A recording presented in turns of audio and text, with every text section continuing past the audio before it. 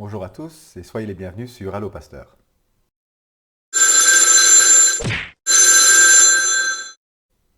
Alors aujourd'hui sur Allo Pasteur, je vais répondre à une question sur la bibliomancie.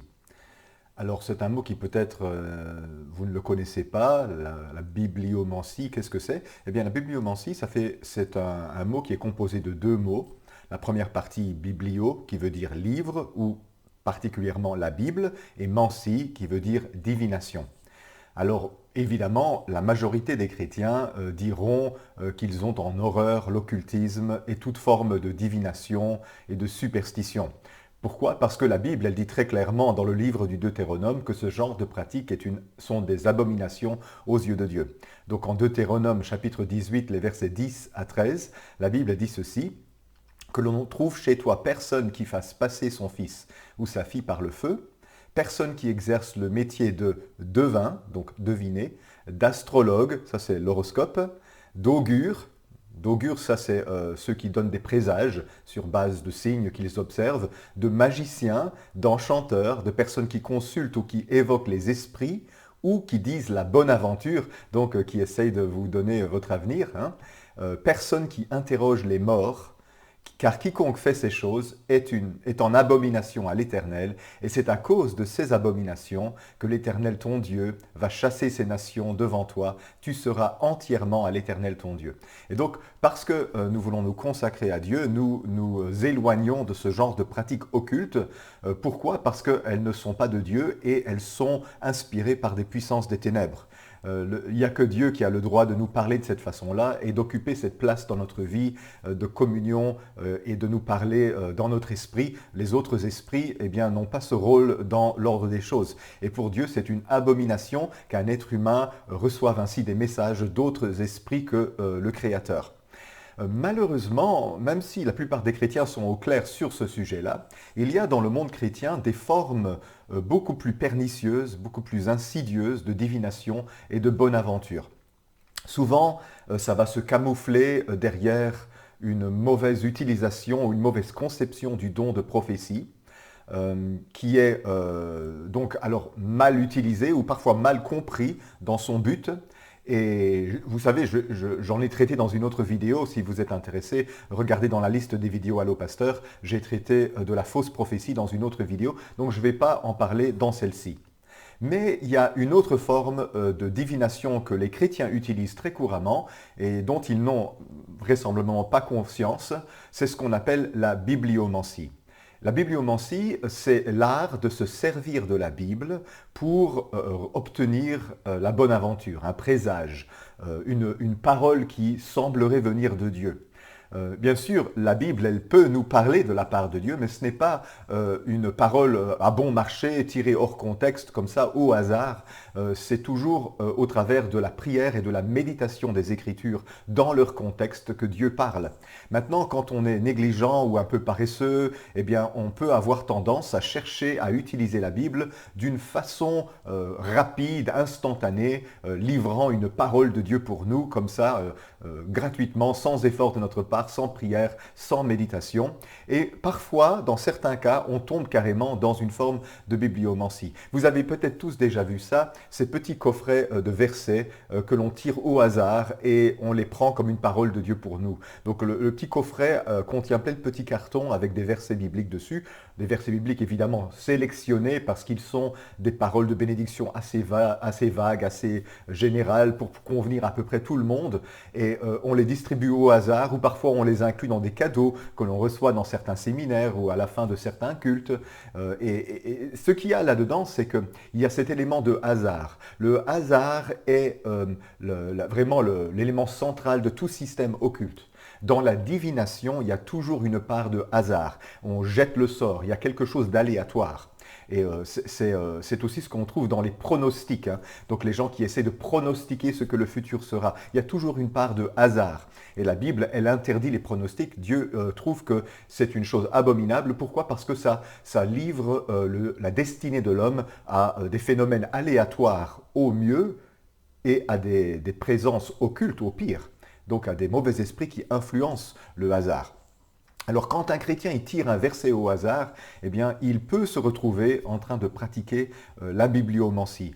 Certaines personnes l'ont fait au début de leur conversion par ignorance, hein. Vous savez, on pioche un verset au hasard et on pense que Dieu nous parle. Vous connaissez tous la blague sur ce sujet-là, hein. C'est un homme qui n'allait pas bien et il ouvre la Bible au hasard et il dit « Oh Dieu, parle-moi » et il tire au sort et hop, pouf, il tombe sur un verset et il est écrit « Et Judas alla se pendre ». Alors il dit « Ah Seigneur, tu veux que je me pende? Je ne peux pas le faire Seigneur, il faut que tu me confirmes ». Alors il tourne les pages de la Bible, il cherche un autre verset au hasard et il met son doigt dessus et il est écrit « Toi, va et fais de même ». Alors il dit, ok, je dois aller me pendre. Alors il va chercher une corde dans son garage, il s'attache à la tringle de la tenture dans sa chambre et il essaye de se pendre. Malheureusement, il est trop lourd et tout le plafonnage tombe, et il tombe par terre et il dit, mais c'est pas possible, il y a un problème ici, Dieu m'a dit que je devais me pendre et ça n'a pas fonctionné. Alors il réouvre la Bible au hasard et il cherche un autre verset et il tombe sur, va et repens-toi. Donc c'est une vieille blague qu'on raconte. Évidemment, ça suppose que le monsieur ne comprenait pas vraiment la grammaire, la conjugaison, parce que se repentir et se rependre, c'est pas le même verbe, mais va et repens-toi. Hein, donc quand on tire la Bible comme ça, quand on utilise la Bible de cette façon-là, avec le hasard, on peut en tirer tout et n'importe quoi. Et ça peut être carrément l'inverse de ce que Dieu veut effectivement nous dire. Alors, de nos jours, ce phénomène de bibliomancie, où on tire des versets au hasard, a atteint vraiment un point culminant que je me sens obligé de dénoncer ici, dans cette vidéo. Il existe aujourd'hui des livres qui ont été écrits par des auteurs chrétiens, qui sont à chaque page des prophéties entières destinées à être lues par le plus grand nombre. Donc ce sont des livres qui compilent des messages qui sont mis en forme prophétique, c'est-à-dire Dieu qui nous parle à la première personne du singulier, moi, je. Hein, donc c'est écrit au nom de Dieu. Chaque page est une sorte de prophétie que l'on peut donc lire chaque jour comme une sorte de méditation biblique. Et la prophétie qui est sur chaque page, elle est construite comme sur base de quelques versets bibliques, donc ce n'est pas détaché de la Bible, ce sont quelques versets bibliques qui sont assez généraux, assez vagues, et qui ont un sens, globalement, de nous encourager et de nous bénir. Et donc l'auteur, il a pris quelques versets bibliques et il a mis tout ça en forme d'une prophétie qui parle au nom de Dieu à la première personne du singulier. Et il n'a certainement pas de malice en tête quand il fait ça. C'est dans le but d'encourager, c'est certainement dans le but d'exhorter, de bénir les lecteurs. Mais les chrétiens, ils vont lire ces textes-là comme une prophétie que Dieu leur donne, comme une parole qui s'adresse à eux, un petit peu comme certaines personnes lisent leur horoscope chaque matin. Et donc, vous avez peut-être déjà vu dans les périodiques, dans les journaux, il y a une rubrique astrologie, et là, il y a des messages, il y a 12 messages, puisqu'il y a 12 signes zodiacaux, il y a 12 signes dans l'astrologie que nous utilisons en Occident, et même dans l'astrologie chinoise aussi, il y a 12 signes. Et donc, l'humanité entière, elle est divisée en 12 catégories de personnes qui doivent donc se reconnaître dans un des signes. Sans compter que, vous ne le savez peut-être pas, mais l'astrologie, les signes astrologiques sont en fait décalés par rapport à la réalité, donc vous n'êtes pas vraiment le signe astrologique que l'on prétend que vous êtes d'après le calendrier. En fait, c'est décalé parce qu'il y a eu une erreur qui s'est glissée là-dedans. Et donc, en fait, vous n'êtes pas du tout le signe que vous pensiez. Ça devrait vous poser question si vous croyez à ça. Mais ici, ce n'est pas vraiment sur base de l'astrologie que ces auteurs chrétiens écrivent, c'est sur base de quelques versets assez vagues, assez généraux, et ils en font une prophétie, une parole qui parle de la part de Dieu, qui s'adresse au lecteur.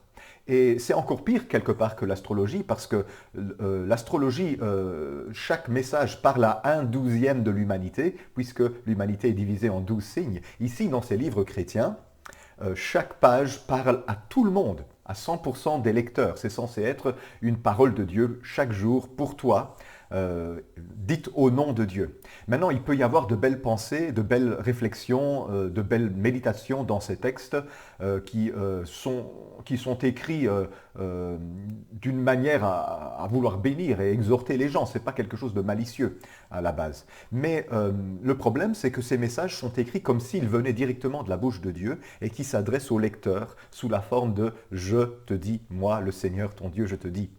Maintenant, si vous analysez un petit peu ces textes-là, ce que j'ai fait, j'ai remarqué qu'ils sont très vagues. Ils sont suffisamment vagues pour pouvoir concerner presque n'importe qui, exactement comme l'horoscope.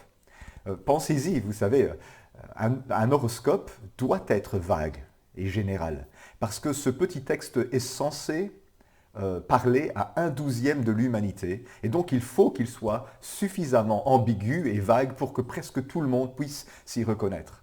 Dans ces livres chrétiens, on utilise malheureusement, j'ai remarqué, le même principe. On essaye d'être le plus vague et le plus général possible, dire des choses qui concernent à peu près n'importe quel chrétien. Et donc on va écrire un texte qui parle au nom de Dieu, tiré de quelques versets bibliques, tirés hors contexte, donc on ne reprend pas le contexte dans lequel ces passages ont été dits, on les tire de leur contexte. Deuxièmement, la pensée est très vague, comme je disais, et elle est encourageante de telle façon qu'elle pourrait concerner presque n'importe qui. On va parfois trouver là quelques vagues descriptions de problèmes que nous pouvons avoir, qui pourraient aussi concerner n'importe qui. Et puis, il va y avoir quelques conseils tout aussi vagues qui pourraient convenir à presque n'importe qui. Et ce ne sera pas grave, ça ne serait pas grave, pardon, s'il s'agissait d'une méditation biblique, donc qu'on l'on soumet à la réflexion des gens, et ils ont le droit alors d'en faire ce qu'ils veulent. Ça ne serait pas grave si c'était des réflexions bibliques, des méditations bibliques à lire quotidiennement, mais ce sont des paroles qui parlent au nom de Dieu, comme s'il s'agissait de réelles prophéties. Maintenant, la Bible, elle nous avertit, Dieu nous avertit dans la Bible sur ce genre de pratique qui consiste à parler de la part de Dieu sans qu'il nous ait ordonné de le faire. Dans Jérémie au chapitre 23 et au verset 22, Dieu dit « Voici, dit l'Éternel, j'en veux à ceux qui prophétisent des songes faux, qui les racontent et qui égarent mon peuple, par leurs mensonges et par leur témérité. » C'est ça le mot-clé ici. « Je ne les ai point envoyés, je ne leur ai point donné d'ordre, et ils ne sont d'aucune utilité à ce peuple, dit l'Éternel. » Et donc Dieu est en colère, et il parle par le prophète Jérémie, donc Dieu est un Dieu qui parle, mais il est en colère contre ceux qui parlent de sa part avec témérité. Qu'est-ce que c'est ici le mot témérité? En hébreu, c'est le mot extravagance ou frivolité.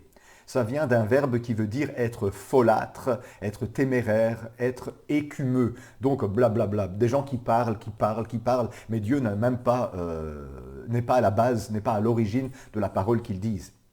Ce sont des personnes qui parlent à la légère au nom de Dieu, sans circonspection, sans vraiment s'assurer qu'il s'agit effectivement d'une parole de Dieu et d'une parole de Dieu pour la personne qui est en train de la recevoir. Alors, ce que Jérémie est en train de dénoncer, ce que Dieu dénonce à travers Jérémie ici, ce sont des prophéties qui sont adressées aux gens sans que Dieu les ait réellement dites. Ce sont des prophéties qu'il dit dites par témérité, c'est-à-dire quand on ose parler au nom de Dieu sans que Dieu nous ait demandé de le faire. Alors, comment est-ce que ça peut fonctionner? Pourquoi est-ce que tellement de chrétiens se retrouvent dans ce genre de page et disent « Ah, cette parole, elle est pour moi, voilà, Dieu m'a parlé à travers ça ». Eh bien, c'est à travers un effet qu'on utilise dans l'horoscope, dans l'astrologie, qui s'appelle l'effet puits. L'effet puits comme un puits dans lequel il y a de l'eau. L'effet puits, ça se résume comme ceci. Plus un discours est vague, profond, on pourrait dire, profond dans le sens de creux, bien sûr, plus les personnes qui l'écoutent peuvent s'y reconnaître et se reconnaître majoritairement dans ce discours. Donc il y aura toujours des exceptions, des gens qui ne vont pas s'y reconnaître, mais la majorité des gens vont se reconnaître parce que c'est un discours tellement global, tellement vague, qui semble profond, alors qu'en fait il est creux. Il y a un problème avec ça justement, c'est que quand les gens utilisent des formules très vagues, très globales, très superficielles, ça peut donner l'apparence de profondeur. Parce qu'on a une tendance à accorder aux gens du crédit et à essayer de les aider à communiquer. Et donc on a cette tendance à écouter les paroles et à faire l'effort que la personne aurait dû faire.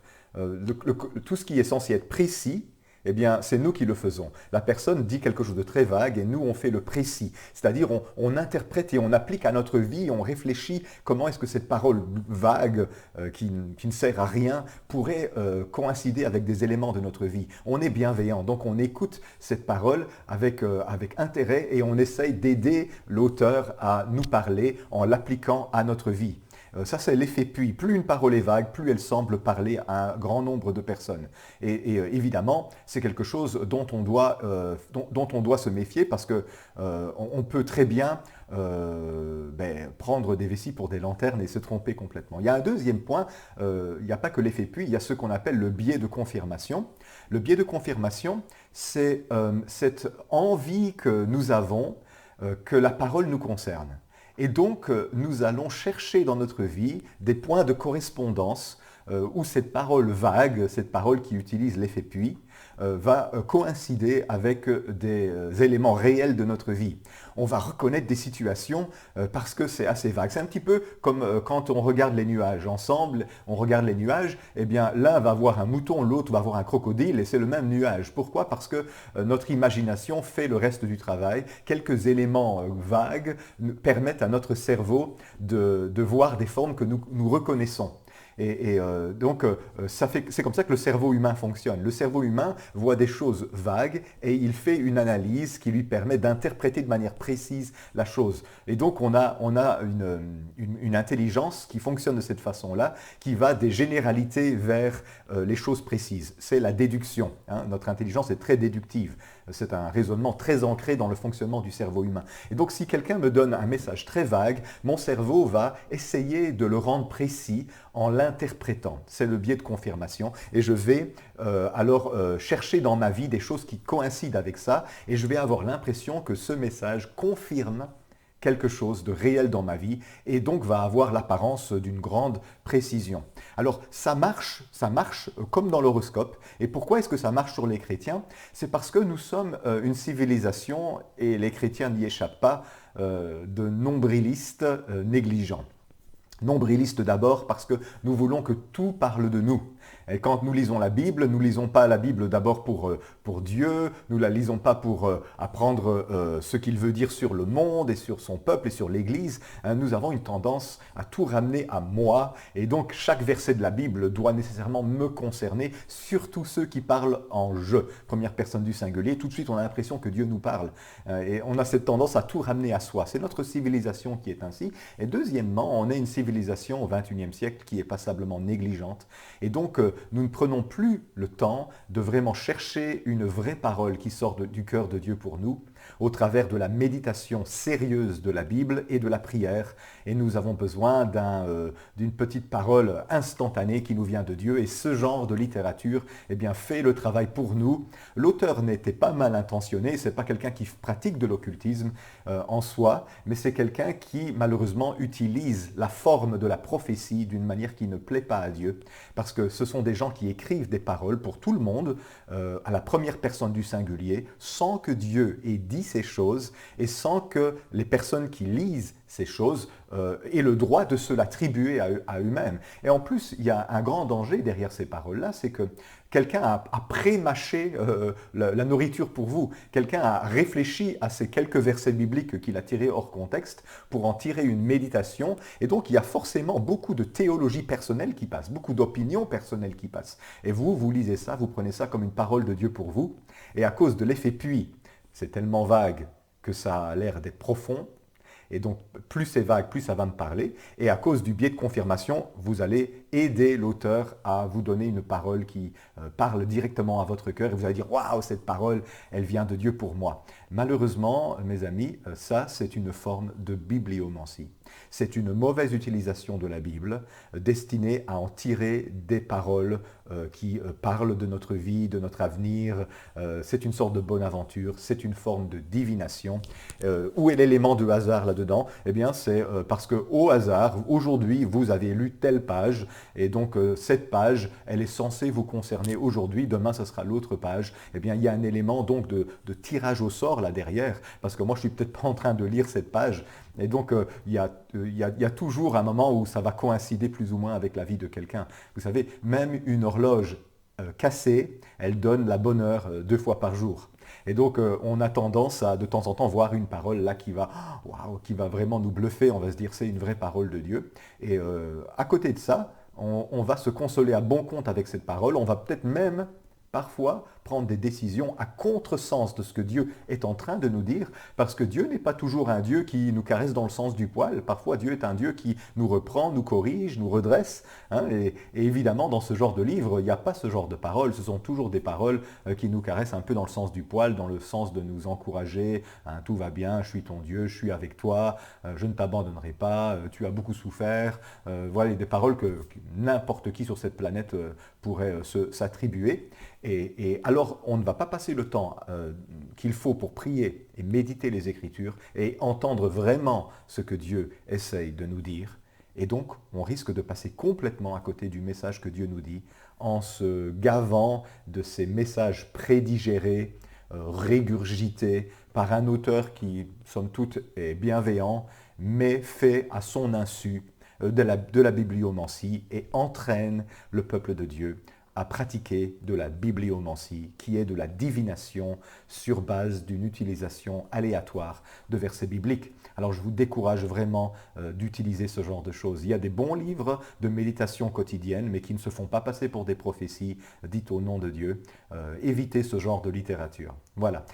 Si vous avez encore des questions, il y a un formulaire en bas de cette vidéo. Vous pouvez m'envoyer une question et si je suis capable d'y répondre, eh bien j'essaierai de le faire dans une prochaine vidéo. À bientôt dans Allo Pasteur. Au revoir.